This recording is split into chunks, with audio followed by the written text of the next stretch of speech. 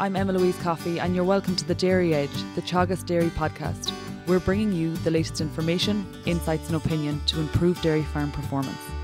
On this week's episode, following our conversation with Micheál O'Leary and Fergus Bogue 2 weeks ago, there has been an unprecedented level of rainfall across the country, so we believe there is merit in revisiting this topic. In a few moments, we will hear from County Limerick farmer John McNamara on how he is coping. But first, here are some tips and advice for your grazing plan. While some farms have gotten out to grass and grazed up to 20 or 30% to date, these farms are in a minority. The majority of farms, on the other hand, have achieved little or no grazing to date. For these farms that have little or no grazing to date, it is time to adjust the spring rotation planner. Target to graze 1/3 of the farm by St. Patrick's Day, 1/3 of the farm by the first week of April, and the remainder of the farm by the middle of April. It is important that farmers continue to measure grass and monitor farm cover and regrowths with these new targets to make sure there's enough grass coming back for the second round. If we consider a normal or less wet spring, farmers can get out to grass early, having some paddocks grazed in early to mid-February. With this situation, this allows 60 to 70 days of regrowth before we start the second round. This will be different this year, where first paddocks are grazed in late February and early March. The interval or days between the first and second grazings in paddocks will be reduced to between 40 and 45 days. Keep an eye on regrowths, particularly from the 1st of April. You want to ensure that you have enough grass to start the second round in mid-April, ahead of the breeding season of 2020. A lot of farms are also behind on fertiliser applications. Many farms are using a contractor to bulk spread their farms for the first and second round of fertiliser. This helps alleviate workload on farms. Bulk spreading across the whole farm is unrealistic given the level of rainfall, but it is important to get fertiliser out on paddocks suitable where there is a window weather-wise. Don't wait until the whole farm is ready. It is important to remember that fertiliser application will help with regrowths. Continuing with this theme of readjusting our grazing targets, I spoke with John McNamara from Near Hospital in County Limerick about his experience of this year's grazing season to date. It's very, very difficult. Ground conditions are at present. I suppose it's a long time since I saw the ground so wet, and even maybe go as far as saying saturation point. I know there's a farm very close to me here that was measured 2 days ago, Emma-Louise, and it was at 75% saturation. Which to me probably, is almost impossible to graze at that level. Now we might not be quite at that, but it's certainly very, very difficult at the moment. Very, very wet, and it's a long time since I've seen February so consistently wet with rainfall on so many days. And when you talk about rainfall, John, and we're aware the high levels of rainfall across the country, but have you any indication or measurement of the quantity of rain that's fallen in your area in the last 2 weeks or so? Yeah, sure, Emma-Louise. I think maybe since the start of February, I think we've only had maybe 2 days where we got no rain. We've been probably averaging somewhere between 12 and 14 mil a day over the last couple of weeks. So, we're in the range, for February is going to be totaling very close to 200 mil, when we calculated, here at the weekend now. It would have been very, very close to 200 mil for the month of February. And talk through the month of February. Say, when do you generally target to get cows out in a normal February? Yeah, sure, Emma-Louise. Look, in a normal February, I suppose we're probably maybe a week or 10 days later than maybe I won't say a lot of the country, but our ICBF start calving date was the 13th of February, and I think was the 8th of February for the heifers. So we're probably that week or 10 days, later maybe than a lot of maybe other parts of Munster, maybe especially, and even maybe the southeast. So I suppose, it can be often difficult enough for me, Emma-Louise, to graze the 30% in February on a normal year even, because we just don't have the numbers until maybe the last week in February. And this year has been no different. I suppose, Emma-Louise, a week ago we had 65 cows, maybe 70 cows calved, and, this morning we have 160 cows calved. And in terms then of, so you would probably, in a normal year, your spring rotation planner, what is your target for, I suppose, percentage grazed in the month of February? Yeah, look, Emma-Louise, look, over the years, I suppose, look, the target has always been maybe that 30%, but there was years, Emma-Louise, where I was able to graze 40% in February because I actually left out dry cows one year and we left out young stock another year, and, that really, really worked well for us. So I suppose, look, this year is not normal, so, we have to change it slightly then, and, this year is as we've seen now, is much more of a struggle. And can you quantify the percentage you've grazed to date, John, if any? Yeah, sure. Look, Emma-Louise, I'm probably no different than a lot of guys, and maybe some guys have found it very difficult to get out at all yet. I think at the moment we're 8 or 9%. Like, we were out for a week, day and night, Emma-Louise, but our numbers were very, very small at the time. I think we had 22 cows. We went day and night from word go there from maybe the 10th to the 15th or 16th of February or whatever. And then, Emma-Louise, for the last 10 days, we tried a couple of hours on a few days.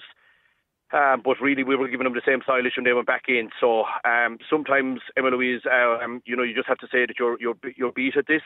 So we actually just pulled off for full 10 days, and I suppose this week we're back out again now. And look. So that's really where we're at. So we're probably, to answer your question, Emma-Louise, we're probably not just at 10% yet. But I suppose by Saturday evening we'll have maybe 12% grazed. And then looking forward, then with 10% grazed, and we're today is the 28th of February. What is your plans for the spring rotation planner going forward? Yeah, sure, Emma-Louise. Look, maybe it's more about the budget at this stage than the spring rotation planner. Maybe I should be saying to you it's 30% for St. Patrick's Day now, and then 60%, 65% for the 1st of April. And, but I mean, look, without ever getting into figures, Emma-Louise, it's quite obvious now that I need to stretch the first rotation. So I need to push the first rotation to the 15th or 16th of April, and I suppose reassess it there, relook at it towards the end of March, on the first paddocks that that I've grazed, and just see what kind of covers on them. And if I have to push it further, but hopefully, Emma-Louise, that we can see a turn, and that the 15th or 16th of April will be sufficient to finish the first round. And looking at strategies to actually get cows out to grass, we're all hoping and praying that this rain will eventually stop. I know that we're in for a rough weekend by the weather forecast, but what strategies are you putting in place in the last few days and going forward into the next few weeks in order to get another 20 or 30% of the farm grazed in the next 3 weeks? Yeah, exactly, Emma-Louise. Look, I'm no different. I don't have any magic solution here, Emma-Louise. I suppose I'm trying to look at what couple of advantages I might have. And I suppose a couple of advantages I might have, Emma-Louise, is that I've far bigger numbers going out to grass now. Now, you could argue that could be a bit of a disadvantage, but I suppose how I'll turn that in my favour is that I won't need as many gaps going in. I'll be able to square my paddocks a hell of a lot better. They'll eat a lot more grass, and I'll be able to have water probably every single day as well. Even though, look, we could argue there's plenty of water in grass, but obviously with cows now calved, some cows calved 3 weeks, and a lot of cows calved a fortnight, and I suppose as we go through the next week, a lot of them will be calved a fortnight. So their appetites are increasing.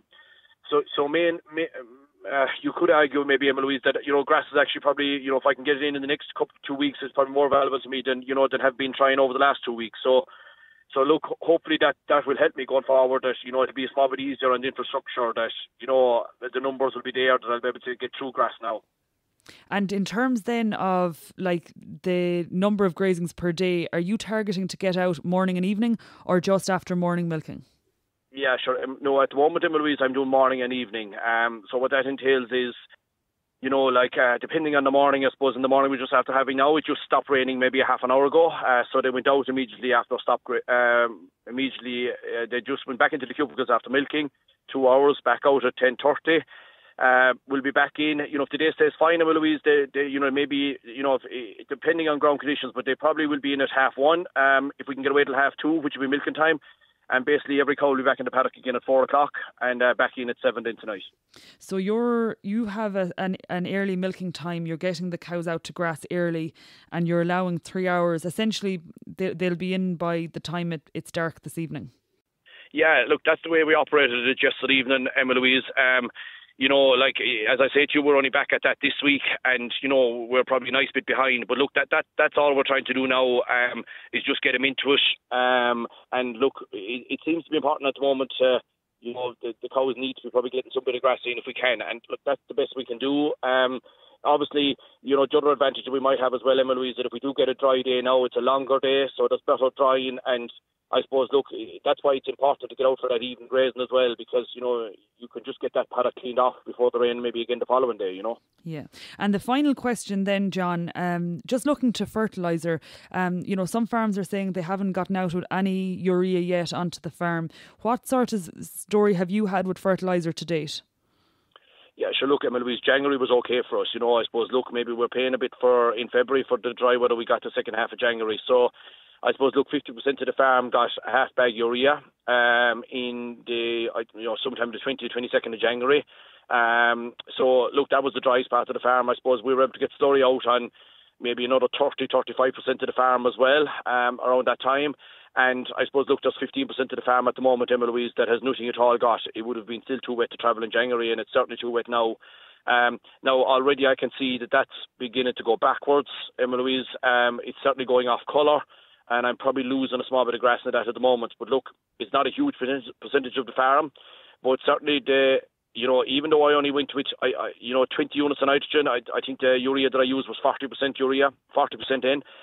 Even though it was only 20 units per acre, it's certainly holding the farm green, and it's certainly, keeping the growth rates about 10 kilos a day at the moment.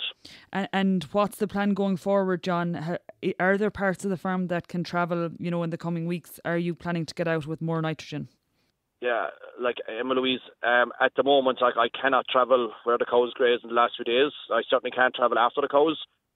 So maybe if I got a dry day or two, I can probably certainly go ahead of the cows again on a couple of paddocks. But really, the volumes of rain are still too high at the moment. I'll probably do more harm than good. I would say it is very...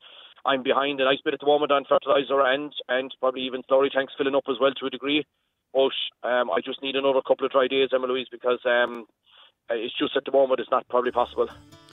Thanks, John. I think we've got a good picture of what's happening on your farm at the moment, and I think it's very reflective of what we're seeing on the majority of farms across the country. Okay, thanks, Emma-Louise. That's it for this week's episode of the Dairy Edge podcast, and my thanks to John McNamara for joining me on this week's show. Don't forget to rate, review and subscribe to the podcast. You can listen on Apple and Google Podcasts as well as Spotify. And for more information, go to the Teagasc website at teagasc.ie. I'm Emma-Louise Coffey, and join me next time for your Dairy Edge.